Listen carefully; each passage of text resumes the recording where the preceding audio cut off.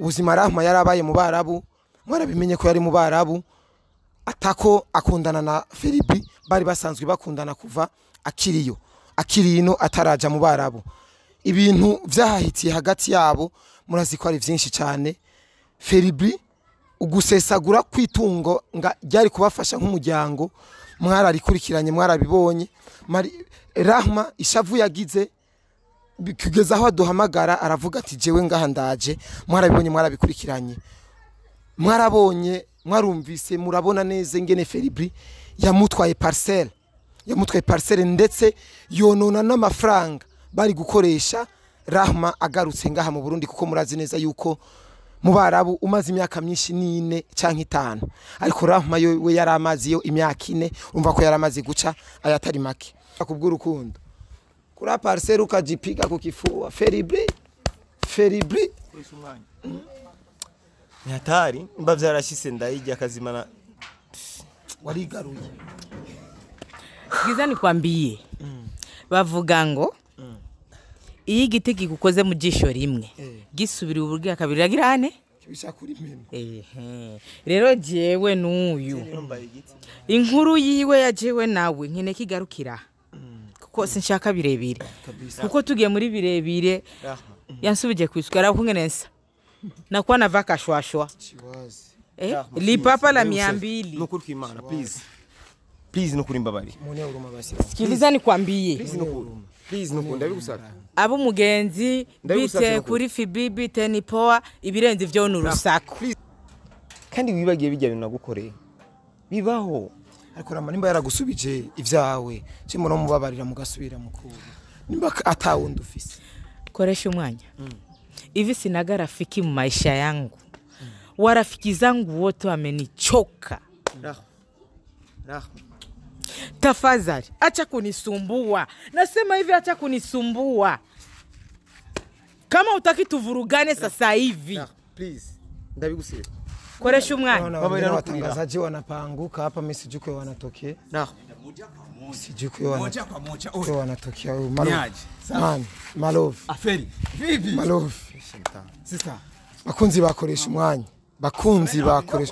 Malove tubiye haba batu ntibirefu bro nimba ukurikirana ibiganiro byanje komeza jewe hanje je hari ikino kaka nimba ukurikirana ibiganiro byanje komeza ne FELI BRI ntumuzi FELI BRI binamujua uyu mukobwa murabe neza uraza kumutahura murabe neza uraza kumwibuka nimba ukurikirana ibiganiro yango bamuri amaparasari Rahma voilà sasa ngoja murenda aje sa FELI bakunzi bakoresha umwanya media Weneri Malove sinzi ya Java sinzi yo aje ava room jewe aha turahejeje bye bye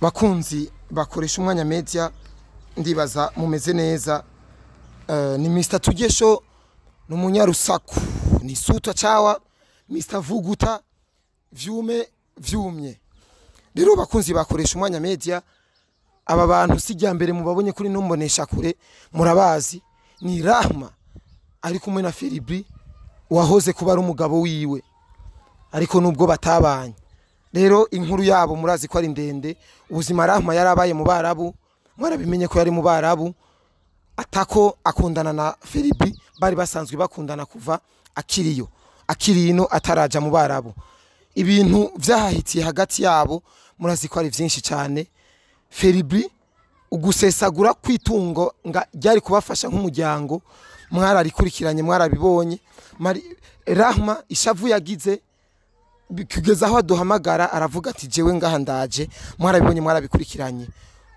mwarabonye mwarumvise murabona neza ingene FELI BRI yamutwaye Parcelle ndetse yonona n'amafaranga bari gukoresha Rahma agarutse ngaha mu Burundi kuko murazi neza yuko mu Barabu umaze imyaka myinshi 4 canke 5 ariko Rahma we yaramazi yo imyaka 4 umva ko yaramaze guca ayatari make uyu munsi rero nkakoresha umwanya naje kubarondera kandi kugira menye neza ukungene bisigaye bimeze ivyabo vyangoye cyane kubahuza kubaronka kuko Rahma yandahiye ati sinshobora guhagararana kwicarana kandi na FELI BRI ariko FELI BRI wewe yavyishimira aravuga ati koresha umwanya ubugize neza na kare uduhuje nawe tukayaga kuko hariho nibindi bintu nifuza kumubwira imbere yawe ndetse n'imbere y'abakunzi kuko jewe ndi umunyakabi mbarazi neza ko nakoze ikibi reka ndamutse Rahma aramutse kwanza bariko baradukurikirana kuko arabazi muri abantu biwe mwaramuhanuye cyane murarira ko ni benshi mudukurikirana muri mu Barabu namwe muri ubu buzima mufite abahungu mwizeye mu Burundi ariko arabaye insiri nka FELI BRI ariko si bose reka rero Rahma agira icyo ababwiye Rahma mambo vipi poa umeze neza buke ramutse abariko baradukurikirana Rahma rega iminsi myinshi ndabakunda kandi numva ndabakumbuye kabisa nakwifuza ko twoganira kandi nk'amajambo makenya gusa kabisa FELI BRI biranse byaranse kuri n'ubu hatari nagahinda tu mbona urazeka mzee ni hatari man nazeka unapigika na maisha maisha ni anakupiga ni bala ni Mungu tu na Imana bro umva gute kubona nabahuje n'umugabo wawe si vya hatari birasanzwe na byatari kiwanje mbona ari hatari nuko Rahma byagenze gute bigeze hehe zanjyane zanyu zigeze he zararangiye wow dusimbagurike dutazire dushimira Imana nugushima ko aziki bitari gwawe nyene FELI BRI kumengo nta munezero afise none yogira gute ko ivyari yizigiye byose nabimukuyeko Parcelle sharudisho yes Eriga koresha umagikuru sico bro gikuru sico vraiment igikuru umukobwa ndamukunda Rahma ndamukunda kandi birazi vraiment na nimba vyarashise ndamwihakana kujya nari mfise impamvu gusa amatati nuko yaheze kinini nanje arabizi ko ndamukunda kabisa Rahma Parcelle yayisubije gute ku nguvu canke yari igaru yavuga ati jewe ko mperuka biri ngo mu butungane wenyene aragiye ariyumvira arabona ko ivyakoze atari vyiza mu nyuma yamba yarafite cagamije sinzi wenyene arishubije nyuma araza arambarira ngo tubikore mu mutekano nanje ndamworohereza ega je nakoze kujya kubera nkukunda burya nashaka yuko je nawe subira dukundane kandi nkake ivuko no mutongoza tena ariko arakurondera kandi ahubwo ni ibintu ariko Mariama aho kaciye ngo ni hacu gwanga uriteguriye kugarukana FELI BRI mu buzima bwawe urazi umuntu adashwe arasubira akora ibyo adashwe imbwa iyo yadashwe inyamira asubira ikayiki je sindi muri ugo gwego FELI BRI iki gitumuta uguma umurondera Rahma waramubabaje FELI BRI urukundo gwiyo gusa nta kindi vraiment ibindi ko navyemeye wamusubije gute ku gahato Parcelle wayisubije amahera wasubije Parcelle cyangwa wasubije amahera gusa namusubize Parcelle vraiment narayi muri she sinzi ikindi akeneye basi ikindi basukeneye ni iki basi koresha umwanya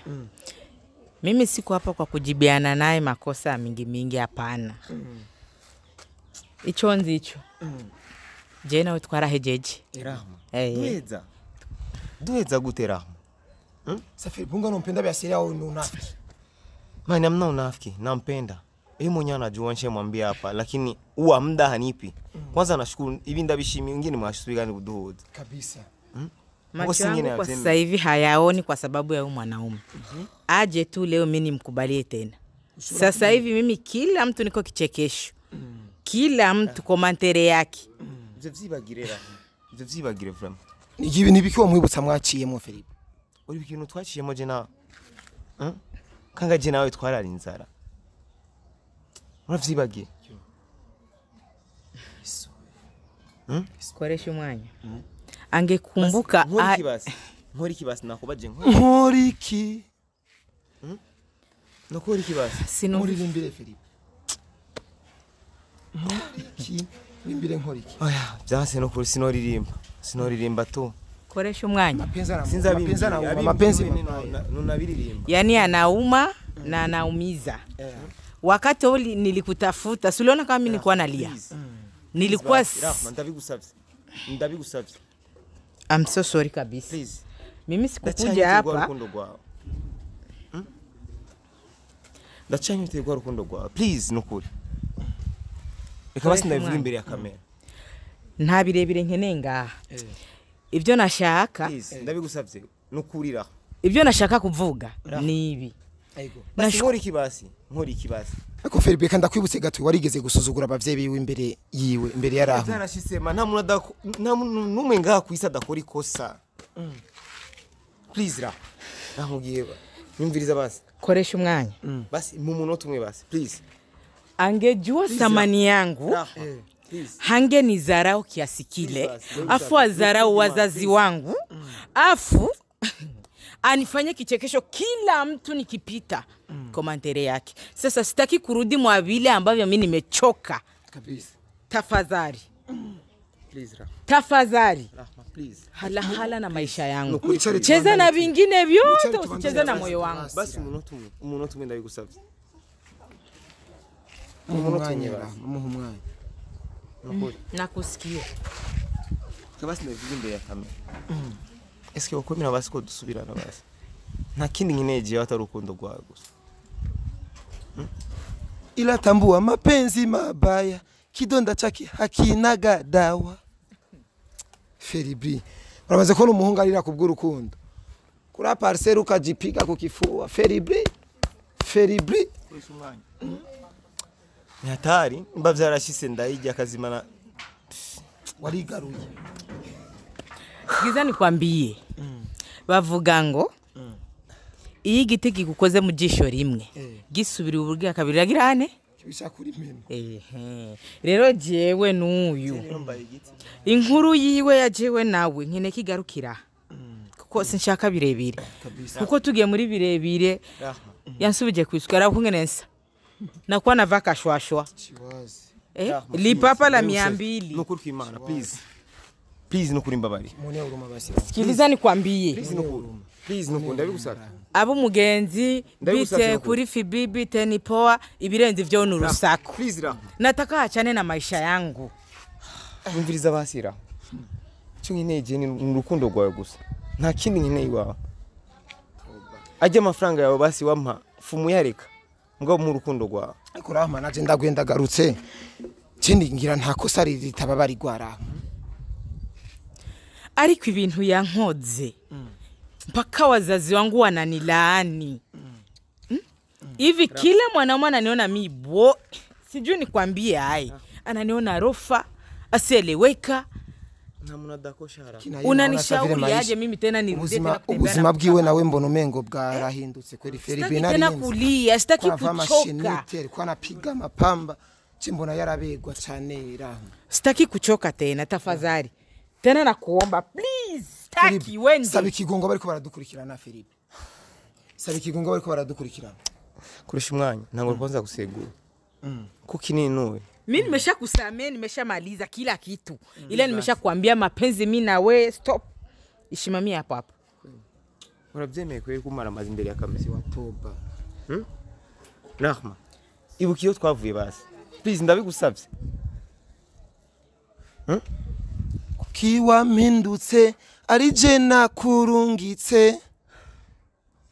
Cyangwa waronsa abandi. Maze kuronka abandi. Iyo baruzi kironda wasize mu mutima wanje. Sinzi ko vyontera courage kugire na kirundi muntu. Uko uwo mbonye wese ndamubona mu ishusho yawe. Sikuvuga ukora. Uwunji imbere wese ndamubona mu ishusho yawe. None ico kintu cyo tuma abantu bose ntibasa. Kandi umuntu ari yakosha akigarura. Kupenda si kazi. Kazi ni kupata kupenda mapenzi ya kweli. Tafadhali. Ila ningeko sina mapenzi na wewe. Singerudia kuomba msamaha. Nikombe tena turejeshane. Koresha umwanya. Nadhani umenisikia. Sitaki kuvunjika kichwa kwa maana kwa sasa hivi. Je mbona menga aratesetse kwe. Je mbona menga uwo mubabarira. Ndabigusavye nukuri. Urazi ndakubwira ikintu kimwe koresha umwanya. Naho no muharira uyu. Please basi. Urumva serie, moi serie. Sindi ko nosubira kumwakira nkuko namwakira kare. Uko nobaho mu buzima bwanje bwa misi yose ntamwizera nta urumva kwa kundi yanziga sindavyize ko ariko vyose birakomera kuko igisebe yampaye nubu tuvugana ubu hata we mwenyewe nikikuona na kuona mo sura ya huyu mtu. Sasa je ntukishije abandi bahungu bose biragaragara ibyo ndiko ndavuga hari gishasha kirimo se basi kosa jina nakushukuru sana ikosa narageme ndagushimiye cyane ko witahuye ukansubiza ibintu byanje bitarinze kubushwana turinde kuduga tumanuke naragushimiye vraiment ariko ibirenze eti mapenzi ya mimi na wewe sahau kamwe sitaongeza tena tafadhali usinivunje kichwa koresha umwanya ndakwinginze umusohoro uyu muntu ko sinumva ko ntekaniwe please basi ngaha numiwe please ra ahanumiwe Rahma mbabarira n'ukuri ibukiyo twavuye